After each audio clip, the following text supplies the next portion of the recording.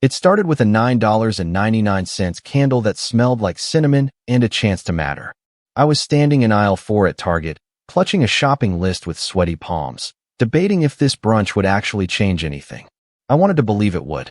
That maybe, just maybe, if I set the table right, if the waffles were golden and the eggs fluffy, they'd finally see me. Not just as Eli, the cousin with the discount job, or the one still in community college, but as someone worth showing up for. I'd spent 3 nights planning it all. I cleaned every crevice of my tiny Savannah apartment, scrubbing the baseboards, fluffing thrift store cushions, even printing out old family photos and putting them in dollar store frames. I made a little centerpiece with lemons and baby's breath I saw on Pinterest. My savings account dropped from $687.42 to $66.94 in a matter of days, but I didn't care. Because this wasn't just breakfast. This was my proof that I belonged. The day before the brunch, I stood in front of my fridge, making a checklist on a sticky note while my fingers cramped from chopping vegetables. Heavy checkmark homemade banana bread pudding. Heavy checkmark shrimp and grits with green onion garnish. Heavy checkmark pecan waffles with maple butter. Heavy checkmark spinach and mushroom frittata. Heavy checkmark fresh orange juice. Heavy checkmark DIY espresso bar. I borrowed the machine from my neighbor, Simone. I even bought cloth napkins, real ones, not the paper kind that come in bulk. Folded them into these little fans like the YouTube video showed me. The guest list was simple. My Aunt Renee, Cousin Jasmine and her 2 kids, Uncle Marty and his loud cologne, my mom's sister, Aunt Carla, who always called me sweetheart, but never once remembered my birthday. About 12 people total. I stayed up until 2 a.m. setting everything out, then woke up at 6 to get the bacon in the oven. My tiny kitchen smelled like syrup, butter, and hope. I put on my cleanest polo and a pair of jeans that didn't sag. At 9:08 a.m., the first knock came. Jasmine, in heels too high for 9 a.m., holding a screaming toddler. She walked in, looked around, and said, "Wow, this is cute." By 9:30, everyone was there. My apartment buzzed with chatter, laughter, and the sound of my playlist, old school R&B with a dash of Motown. Plates clinked, kids ran between folding chairs, and the espresso machine hissed like I actually knew what I was doing. I was pouring orange juice when Uncle Marty slapped me on the back and said, "Didn't know you had it in you, Eli." Real brunch vibes. I smiled. That was the first nice thing he'd said to me in maybe 5 years. Aunt Renee sat at the head of the table like she always did at every family event, even ones not hosted by her. She made comments about how tight the place was and how homey everything felt, which I knew was code for small and kind of poor. Still, I brushed it off. At 10:15, I stepped into the hallway to grab another carton of juice from the cooler. I was smiling, tired but proud. I'd done it. That's when I heard it. "She's just desperate for love," Aunt Renee said, clear as day. They laughed. "She spent all this money for what?" Jasmine added, "He's trying so hard. It's kinda sad." I stood there, juice in hand, heart pounding. My ears felt hot. I couldn't breathe for a second. They thought it was pathetic. That I was pathetic. 12 hours of cooking. 3 days of prep. Over $600. And all they saw was desperation. I didn't cry. I didn't storm in. I just waited a few seconds, swallowed what felt like a lump of concrete, and walked back inside. My smile was gone. The playlist skipped. I poured the juice. Then I looked at the table, at all of them laughing with full mouths and full plates, and I wondered how I could be surrounded by family and still feel so utterly alone. I stood in that room full of laughter, my heart thudding like a warning bell in my chest, but no one noticed a thing. Not how my eyes stopped smiling. Not how my hands shook as I cleared an empty cup. Not even how I turned the music down, just a little. I kept glancing at Aunt Renee. Her lips still curled around judgments she thought were invisible. Jasmine scrolled through her phone, probably posting pictures of my frittata with a caption like, "Brunchin' with Fam Yellow Heart," while calling me a cry for help minutes earlier. Every bite they took tasted like betrayal to me. I moved into the kitchen and started stacking plates, not out of hospitality anymore, but because I needed something to do with my hands, something to stop them from trembling. I pulled the dish rag hard enough that it nearly ripped. That's when Simone, my neighbor, peeked in from the balcony. "Eli, I can smell the food all the way in my place," she said. "Looks amazing in there." She smiled so genuinely that it almost made me cry. Almost. But I didn't have time for softness. I just nodded, said thanks, and stepped back inside. Back to the guests. The ones I invited. The ones I fed. The ones who fed on me. Uncle Marty was talking about how brunch food should be meaty and none of this green stuff, while scraping the last of my homemade spinach frittata into his mouth. My cousin Jasmine's kids had syrup all over their faces, shoes off, feet on my couch. No one stopped them. And me? I was invisible again. Just the help. Around 10:30, someone knocked a glass over. It shattered. Aunt Carla shouted, "Eli, do you have a broom?" "No, sorry. No, let me help." Just a demand. I handed her the broom without saying a word. That was my breaking point. I walked into my bedroom, closed the door, and sat on the edge of the bed staring at the wall. I could hear them laughing in the living room, toasting mimosas I made with the last of my savings. The ones who said I was just desperate for love, now clinking glasses in my name. And it hit me. I'd been setting tables for people who never brought chairs for me. I wasn't a host. I was a servant, a side character in a story where they were always the main event. So I stood up, took a deep breath, and walked out, straight into the middle of the brunch. The music stopped. I clicked off the speaker. Everyone looked up, confused, mouth still full. I grabbed a stack of used plates and dumped them in the sink, loudly, scraping forks against ceramic. Let them hear it. Then I looked at them. "Thanks for coming," I said. Aunt Renee blinked. "Oh, it's over already?"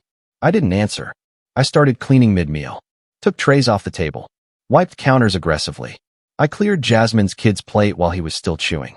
Uncle Marty said, "Hey, Eli, what's going on?" I said nothing. Then I turned around, looked straight at them all, and said, "Next time, you can host yourselves." Silence. Just chewing.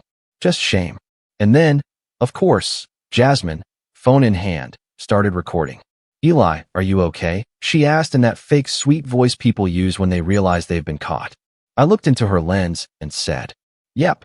Just realized I'm done begging for leftovers of attention from people who only show up when there's food involved." I opened the front door. They took the hint. One by one, they shuffled out. No thank yous.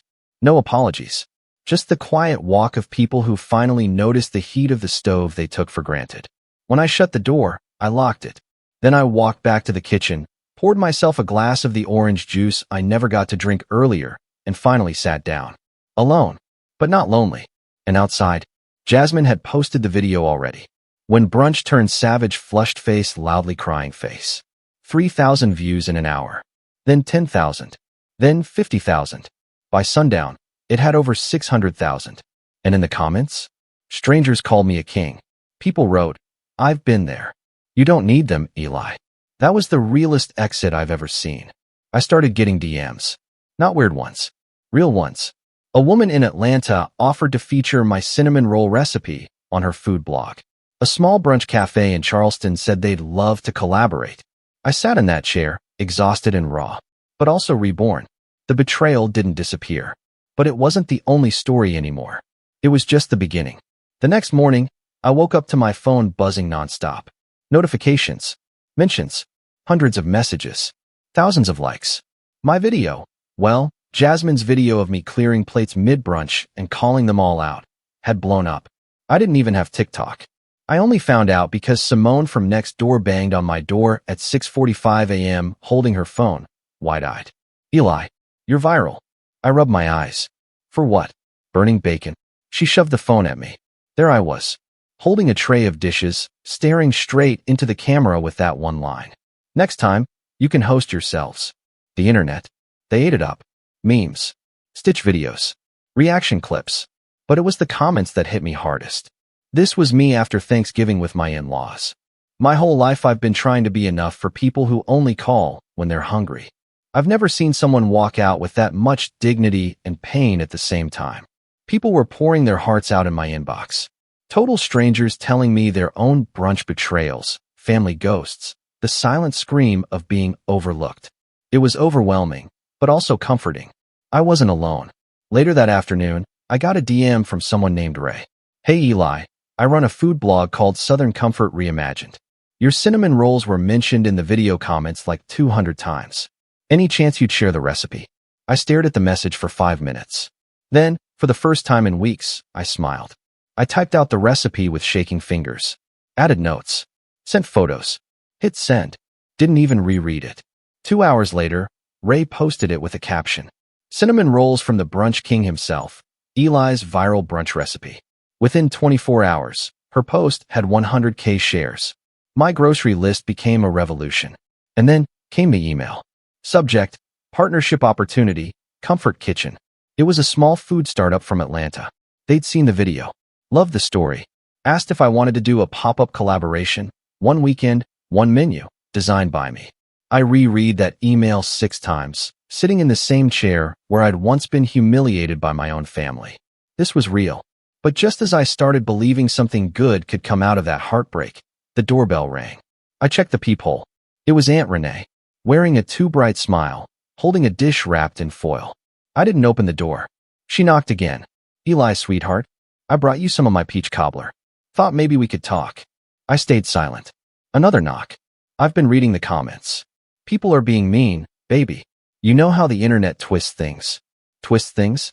I clenched my jaw. She laughed nervously through the door. Besides, you know we didn't mean it like that. Your family. Always have been. Funny. I remembered hearing he's just desperate for love very clearly. I opened the door just enough to look her in the eyes. Her smile faded a little. Eli. No, Aunt Renee. You were right, I said calmly. I was desperate for love. From the wrong people. Then I closed the door. No slamming. No drama. Just clarity. Later that week, I launched a TikTok account. Username @DesperateForBrunch. Posted a video of myself cooking the same cinnamon rolls. Captioned it. Sometimes family doesn't see you, but strangers will sit at your table and say thank you. It hit 1.3 million views in 4 days. Then came the orders, the emails, the interviews. I turned my little kitchen into a test lab. Simone helped me build a tiny website. I printed labels. I designed a brunch box, cinnamon rolls, whipped maple butter, peach stuffed biscuits. I called it Desperate for Brunch. Sold out the first weekend. But just when I thought I was finally free from them, my past clawed back. One night, I got a text. Unknown number. Just one sentence. You stole this moment from the people who raised you. Then another. You'll regret humiliating your own blood. My fingers went cold. They'd found new ways to haunt me. But they didn't know. I wasn't the same Eli anymore. And I was about to show them what it really means to cook with fire. By Tuesday, the brunch orders had doubled. I was barely sleeping, barely breathing, but I felt alive in a way I hadn't since my dad passed. I made every delivery by hand, still in my grocery store uniform half the time, dropping off cinnamon rolls and biscuits to front porches across Savannah. Simone helped with packing and wrote messages on each box. You are not too much. You are enough. But in the background, the texts kept coming. Blocked numbers, different area codes, all with the same bitter flavor. You're making a fool of us online. Take the video down before you ruin our family's name. Who do you think you are? I didn't respond. I didn't need to. Every cinnamon roll that left my apartment was a louder answer than I could ever type. Then came the voicemail. It was Aunt Renee. Her voice wasn't sugary this time. Eli, I'm just gonna say it. If you don't stop this, the video, the business, all of it, we'll have no choice but to tell people the truth about what you did after your daddy died. You want to be famous? Okay, let's make you famous. I played it 3 times, sitting there with powdered sugar on my palms, shaking. I hadn't done anything. Not to them. Not ever. But I knew what she meant. The night after my dad's funeral, I'd taken his car keys without asking. I drove for hours. Ended up sleeping in the parking lot of a Waffle House. No one could find me till morning. They blamed me for the stress it caused. Said it was selfish. Said I'd made it all about me. Now they wanted to twist that into a threat? No, not this time. I posted the voicemail. Not angrily. Just plainly. I added a caption. When speaking your truth is treated like betrayal, maybe they were never your people to begin with. It got millions of views. The comments exploded. This is what manipulation sounds like. Eli, we've got your back. Families like this only love you when you're quiet and useful. For every threat I got, there were 50 messages of support. That week, a popular brunch blog reposted my story. Orders jumped so fast I had to stop taking new ones. The local news reached out. Wanted to film a segment. Asked if I'd be willing to cook live for a camera crew next Saturday. I said yes, without hesitation. But then, Friday night came, and someone left a box at my door. No name, no note, Just a plain brown package wrapped in tape. I opened it. Inside were family photos. Ones I hadn't seen in years. Me as a kid. Me at Christmas in footy pajamas. Me asleep on Aunt Renee's shoulder when I was 6. Under the pictures was a burnt pan. One of my old baking trays. There was a sticky note inside the pan. This is what happens when you overcook things. Let it go, Eli, before you burn everything down. I sat down on the floor. My hands shook. Was it a threat? A warning? A guilt trip? All three. I texted Simone. She came right over. Said, "You need to tell the cops." But something inside me snapped, not in fear, but in defiance. "No," I told her. "I'm going to bake." I stayed up all night. Batch after batch. A new recipe. One I'd been working on since the brunch reunion, but never finished. Sweet cream cornbread muffins with hot honey glaze. I called them goodbye bites. Saturday morning, I baked 60 of them, loaded them in 2 big trays, and took them to the news station. The segment aired live. The host introduced me as Savannah's viral brunch star. I laughed, cooked, smiled for the cameras. And when they asked what inspired this recipe, I looked right into the lens and said, "Sometimes, family will try to sweet-talk you after they've left you hungry. These muffins, they're for anyone who's learned how to feed themselves without apology." Back at home, my inbox flooded again. Partnership offers. People asking for pre-orders. One woman wanted to fly in from Ohio just to eat at my place. But the most shocking message came hours later. From my cousin Jasmine, the same one who recorded the original brunch video. Her message? They're planning something. Aunt Renee and Uncle Jay are coming to your job Monday. Said they're going to handle it in person. Be careful. I stared at my phone. I was ready for hate online. I was ready for pettiness and guilt trips. But face to face? At work? That was a new level. Still, I wasn't scared. I just had one thought. Let them come. Because next time, I wouldn't be serving brunch. I'd be serving the truth. Hot, fresh, and impossible to swallow. Monday morning started like any other, except I'd barely slept. I opened the grocery store with my apron slightly wrinkled and my mind racing. Every customer who walked in made me jump just a little. Every shadow at the end of an aisle felt like a test. Simone had texted twice. "Still good. Want me to come by?" I told her no. This was my storm to walk through. Around 11:30 a.m., the bell above the front door jingled, and there they were. Aunt Renee, Uncle Jay, and behind them, my brother Theo, arms crossed, face blank. I was at register 3, scanning a box of crackers when I looked up and locked eyes with Renee. She smiled like we were in church. I wanted to drop the scanner. They didn't walk straight to me. No, they took their time, wandered the aisles, picked up random items, whispered. Renee held up a bouquet of fake daisies and said, too loudly, "So cheap. You'd think he could afford something nicer now." Customers turned, whispered. One old man gave me a worried glance. My palms went slick with sweat. They finally made their way to my register just as my shift was ending. Simone had just clocked in and slid behind the customer service desk nearby, pretending to sort receipts, but her eyes stayed locked on mine. Uncle Jay tossed a bottle of orange juice on the counter. Theo held a single loaf of bread. Aunt Renee just stood there. No items. No cart. I scanned the juice. $3.89, I said, voice flat. That's when Renee leaned in. "I hope you've had your fun, Elijah," she said, her tone honey sweet, but eyes like knives. "All your little online fame. But you need to know, this ends now. The family's lawyer is drafting a statement. You defamed us." Uncle Jay nodded like a sidekick in a bad movie. Theo wouldn't even look at me. Renee kept going. "And we spoke with the building board where you live. You can't be running a business out of a residential apartment. It's against policy. We'll report you. You'll lose it all. Again. That word. Again. Like they wanted me back at zero. Back begging. Back invisible." I tapped the register key and handed Uncle Jay his receipt. "Have a good day," I said, loud enough for the line behind them to hear. But Renee didn't move. She leaned closer. Her whisper was meant to cut bone. "Sweetie, you'll always be the cousin who cried over pancakes." I smiled. A calm, practiced, dangerous smile. I reached below the counter, pulled out a white envelope, and laid it flat between us. "Here," I said. "Thought you might swing by." She blinked. "What is this?" "Your cease and desist." She laughed, sharp and bitter. "You're joking." "I'm really not," I said. "Signed by my lawyer Friday afternoon. You're in violation for harassment and public defamation attempts." Also, FYI, my building did reach out. But not to evict me. They want to partner with my brunch business for a monthly event. Renee's lips parted. The color drained from Theo's face. I kept going. Simone recorded your visit, by the way. Store policy, cameras everywhere. I pointed at the red blinking light above the aisle. Uncle Jay stepped forward like he wanted to say something, but I raised a hand. You've done enough, I said. You all have. Then I turned my back. Clocked out. Walked right past them.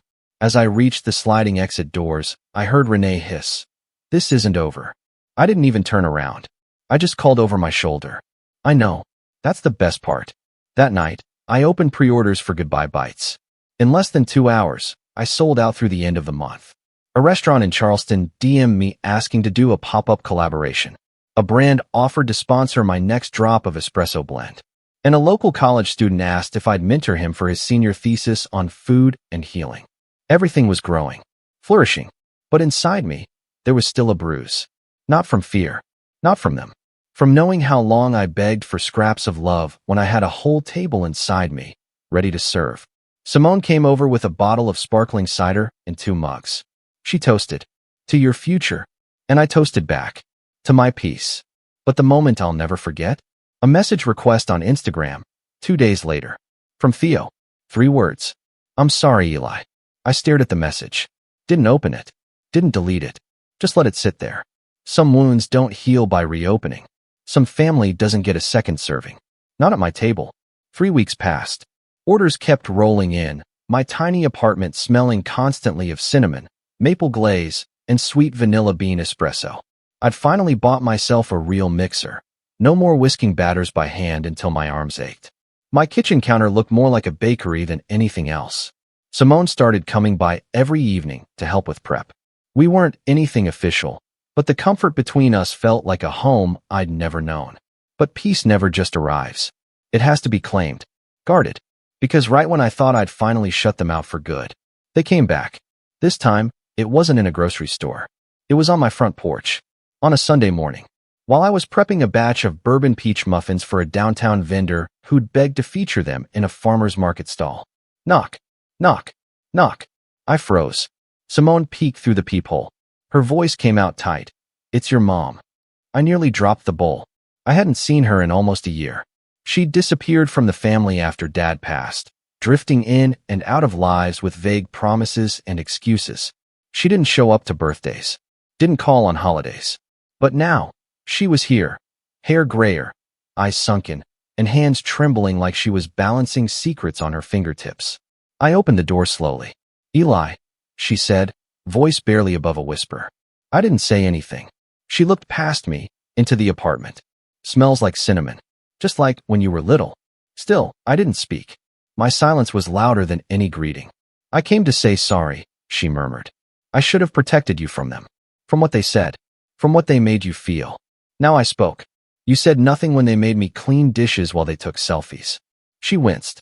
You laughed when they called me little chef, like it was an insult. I know, she said, tears building. I lost my way. I wasn't there for you. And now? I asked, arms crossed. I'm sick, she admitted, voice cracking. The doctors, they found something. Liver. Maybe lungs. They're not sure. I don't have insurance. She shook her head. I didn't know where else to go. The cruelty of it hit me like a wave. She'd come now. Not for healing, not for closure, but for help. And the worst part? A part of me still wanted to help her. Still wanted to fix something. Still wanted to believe she came for love, not survival. Simone came to stand beside me. She didn't say anything, just slipped her hand into mine. I looked back at my mom. I can give you a number, I said flatly. A clinic downtown. They take walk-ins. They'll help you apply for Medicaid. Her shoulders slumped. That's it. I'm not a rescue anymore, I said softly. I'm a man running a business, surviving, thriving. The boy you left behind? He made himself a new family. One that doesn't knock when they're desperate. A beat passed. She nodded, looked down, and left. As her figure disappeared into the street, I felt both empty and lighter. The next day, a package arrived. No return address. Inside, a photo of me as a kid, in the kitchen, flour on my nose, holding up a plate of burnt toast, smiling like it was a 5-star meal. Tucked behind the frame was a torn sheet of lined paper. You were always enough. Mom. I didn't cry. I didn't smile either. I just stood there, let the past crash against me, and watched as it receded like tide pulling away from a clean shore. 2 months later, Desperate for Brunch had its first pop-up cafe at a Savannah art market. Lines wrapped around the corner. Influencers showed up. Local news did a feature. A mother and her little girl stood at the counter, giggling over my strawberry short-stack cupcakes. Did you make these? The girl asked. I did, I said with a wink. All by hand. She beamed. They taste like happiness. And for the first time, I believed it. Not because of fame, or followers, or profit, but because I'd stopped chasing love through service. I'd stopped feeding people who only came hungry for my effort, not my soul. I now fed those who fed me back, with kindness, with laughter, with respect. And that made every recipe sacred. As for Aunt Renee, she DM'd me a week after the pop-up. The scones looked amazing. Wish I'd known. I blocked her without a word. Some people only want a seat when the table's full. But not this time. Now, I make the guest list. Now, I serve myself first. Now, I don't beg to be seen. Because love, real love, doesn't laugh behind doors. It knocks, waits, and when welcomed, it brings flowers, not forks.